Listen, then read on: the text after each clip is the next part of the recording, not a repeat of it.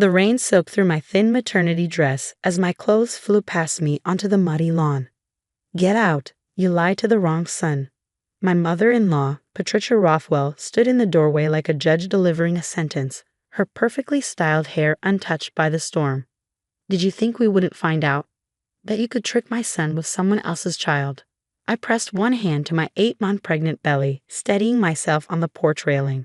Patricia, please. You don't understand. I understand plenty. She hurled my laptop bag next, and I winced as it hit the ground. The paternity test came back. That baby isn't Ryan's. You tried to manipulate your way into this family.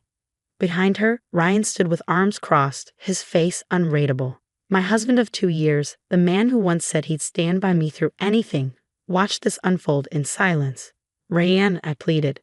Tell her, this isn't. The test doesn't lie, Natalie. His voice was cold. 52% probability. That's not my child. That's because you weren't honest, Patricia cut in. I warned him this would happen. You're not one of us. She wasn't wrong about one thing. I wasn't from a family like theirs. I grew up in a small town, earned a scholarship to Columbia, and believed fairy tales were real when Ryan Rothwell proposed. His family owned half of Manhattan's skyline. They vacationed in the Hamptons, wintered in Aspen, and I thought love would be enough. Mrs. Rothwell, Rosa the housekeeper, appeared behind her, concern on her face. Please, Miss Natalie is pregnant. The rain, it's dangerous. You're not to interfere, Patricia said sharply. In fact, call security. I want her gone in 5 minutes. I bent to grab my bag, but the motion made me dizzy. 8 months pregnant, no coat, no place to go. My family was 1,000 miles away in Ohio. My credit cards were tied to Ryan's accounts. My phone was part of his family plan. In 2 years, I had become completely dependent on them. Please, I said again, my voice catching. Just let me explain. Explain what? Ryan stepped forward. How you kept secrets. How you tried to make this something it's not. I want a divorce, Natalie. My lawyers will be in touch. He actually smirked. Like this was a victory. You never wanted this baby, I said quietly. You scheduled 3 consultations without telling me. His face darkened. That's not. You said it would get in the way of your promotion. That your mother would be furious if I got pregnant before you made partner. Patricia's eyes narrowed. Ryan, what is she talking about? She's just trying to turn us against each other, he said. You know how some people are, always with a sob story. A sob story. That's all I was to them now. Not the woman who stayed up helping him prep for case reviews. Not the one who supported him through panic attacks before client meetings. Just someone to be written off. Security arrived, 2 men in black jackets who looked more suited to guarding a nightclub. Ma'am, one said, not unkindly. We need you to leave the premises. I nodded, trying to keep my composure. I picked up my scattered clothes, stuffing the soaked garments into a suitcase. My laptop bag was probably ruined, 2 years of work on my novel gone. But that felt like the least of my losses. Then a car pulled up, a Bentley Mulsanne, sleek and untouched by the chaos. This wasn't just wealth, it was something rare. Power. The driver's door opened and a man stepped out, black umbrella in hand. I knew that silhouette. Going somewhere? Alexander Rothwell asked, his voice slicing through the rain. Patricia froze. Alexander, what are you doing here? The prodigal son. The one who walked away from the family empire to build his own. The one who never came home for holidays, who sent cards signed by an assistant. The brother Ryan pretended didn't exist, while secretly devouring every article about him in Forbes. Hello, mother. He walked forward with quiet precision. Evicting pregnant women in the rain. That's a new low, even for you. This is none of your business, Patricia said, but her voice had lost some of its edge. Alexander had that effect on people. She cheated on your brother. The paternity test shows 52% probability that Ryan is the father, Alexander interrupted. Which, if any of you understood basic genetics, is exactly what you'd expect for a half-uncle relationship. The umbrella tilted and I finally saw his face. Sharp cheekbones, storm gray eyes, a mouth that looked like it rarely smiled but was devastating when it did. He looked at me for a long moment, something unreadable in his expression. Hello, Natalie. Alex, I whispered. Patricia's face went white. What are you saying? I'm saying, Alexander said calmly, that Ryan can't be the father because I am. That's my baby she's carrying. Patricia's knees buckled.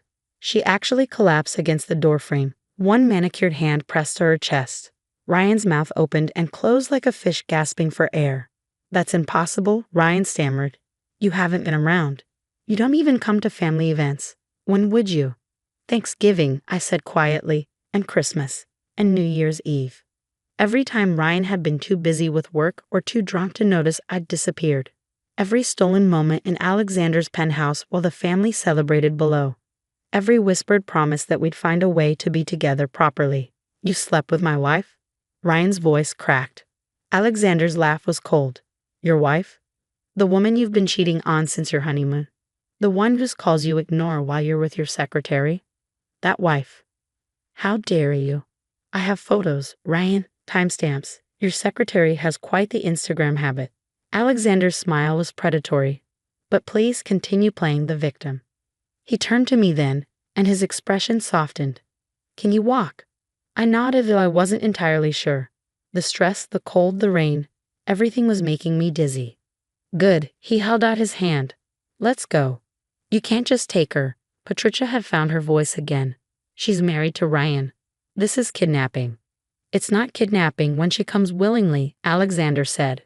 And as for the marriage, well, I think Ryan mentioned something about lawyers. I'm sure mine will be better.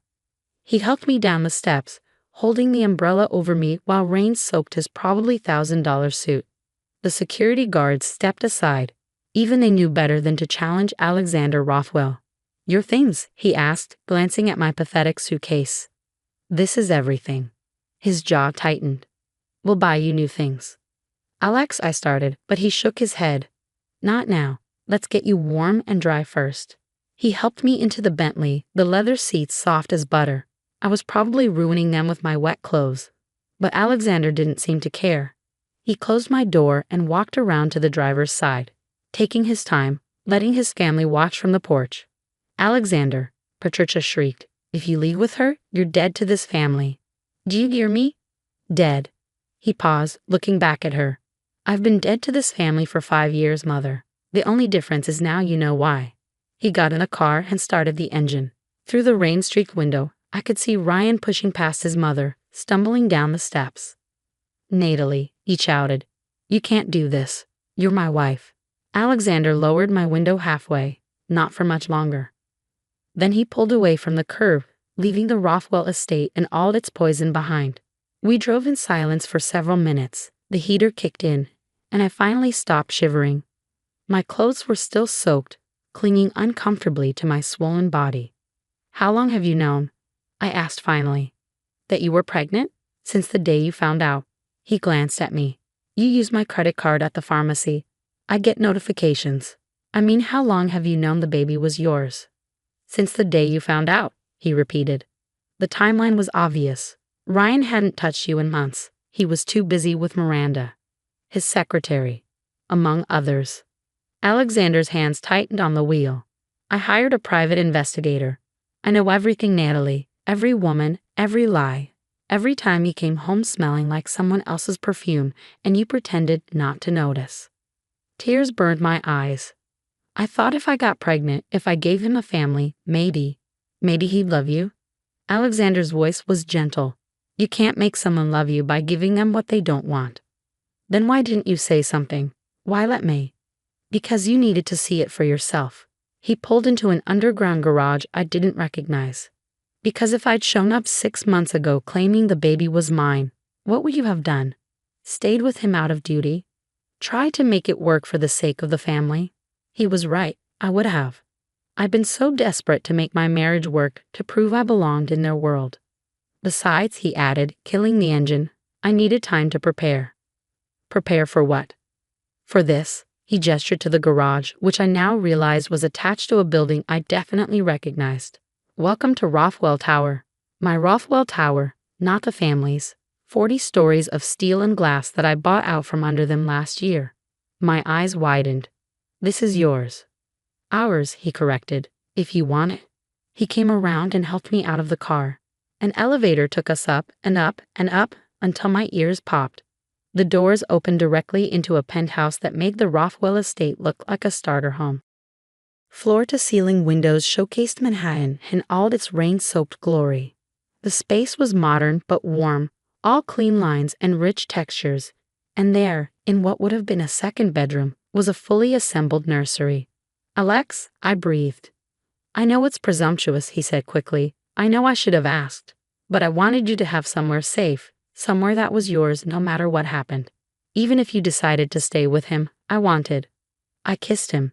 8 months pregnant, soaking wet, probably looking like a drowned rat, and I kissed Alexander Rothwell like my life depended on it. When we finally broke apart, he rested his forehead against mine. "I've loved you since the moment Ryan introduced us," he said quietly. 3 years of watching him treat you like an accessory. 3 years of biting my tongue at family dinners. When you came to me last Thanksgiving crying because he'd forgotten your anniversary again, I couldn't do it anymore. "We said it was just once," I reminded him. "Just one night to forget. And then it was twice. And 3 times. And then I was sneaking into my own family's parties just to steal 5 minutes with my brother's wife." He cupped my face gently. "I'm not proud of how this happened, Natalie, but I'm not sorry either. The baby is ours, has always been ours. I've been to every appointment, even if you didn't know. Dr. Morrison is very accommodating when you donate a wing to her hospital." I stared at him. "You've been following my pregnancy. Following, documenting, preparing." He led me to a desk where files were spread out. Custody agreements, divorce papers, trust funds. "I told you I needed time to prepare. Ryan might be a lawyer, but I'm a CEO. I don't lose." "This is insane," I said, sinking into a chair. "Your mother will destroy us. The scandal." "Let her try." Alexander knelt beside the chair, taking my hands. "I've spent 5 years building my empire specifically so I'd never need them again. I'm worth 10 times what the family business is. We could buy our own island and never think about them again." "Is that what you want? To run away?" "What I want," he said carefully, "is to raise our child without poison. To give you the life you deserve. To stop hiding how I feel about you." A contraction hit, sharp and sudden. I gasped, clutching my belly. Alexander was on his feet instantly. "What's wrong?" I panted. "Your dramatic rescue might have triggered something." "The baby?" "The baby," I confirmed as another contraction rolled through me. "Alex, I'm only 8 months. Hospital. Now." He was already helping me up, grabbing keys, his phone. "I've got you. We've got this." As we headed back to the elevator, my phone buzzed. Ryan, finally realizing what he'd thrown away. I deleted the message without reading it. "No regrets?" Alexander asked, watching me. "Just one," I admitted. "What's that?" I smiled through another contraction. "I really liked that laptop bag." He laughed, the sound filling the elevator. "I'll buy you 100 laptop bags." "Just one," I said. "But maybe waterproof this time." 6 hours later, our son was born. Alexander held my hand through every contraction, whispered encouragement through every push, and cried when they placed our baby on my chest. "He's perfect," he whispered. "You're perfect." "He's early," I corrected, but I was crying too. "Rothwell men are always impatient," Alexander said, gently touching our son's tiny fist. "What should we name him?" I thought about it. This baby who'd caused so much drama, who'd revealed so many truths, who'd brought me to where I belonged. "Truth," I said. "Let's name him something that means truth." "Veritas?" Alexander suggested. "Too pretentious." "Perfect," I decided. Veritas Alexander Rothwell. Let his grandmother choke on the symbolism. Alexander kissed my forehead. "I love you. Both of you. All of you. Even the messy parts. Especially the messy parts." Outside the hospital window, the rain had stopped. Manhattan sparkled in the afternoon sun, washed clean and gleaming with possibility. My phone buzzed again. Patricia this time, probably demanding answers or issuing threats. I handed the phone to Alexander. "Throw it away," I said. "I want a new number, a new life, a new everything." "Are you sure?" I looked at our son, at the man who'd stood in the rain to claim us, at the future spreading out before us like a promise. "I've never been more sure of anything in my life." He smiled and tossed the phone in the trash. "Then let's start over." You, me, and Veritas against the world. Against the Rothwells, you mean? Same thing, he said, and kissed me again. And in that moment, in that hospital room, with our surprise baby and our complicated love and our uncertain future, I realized something Patricia Rothwell would never understand. Sometimes the wrong son is exactly the right choice.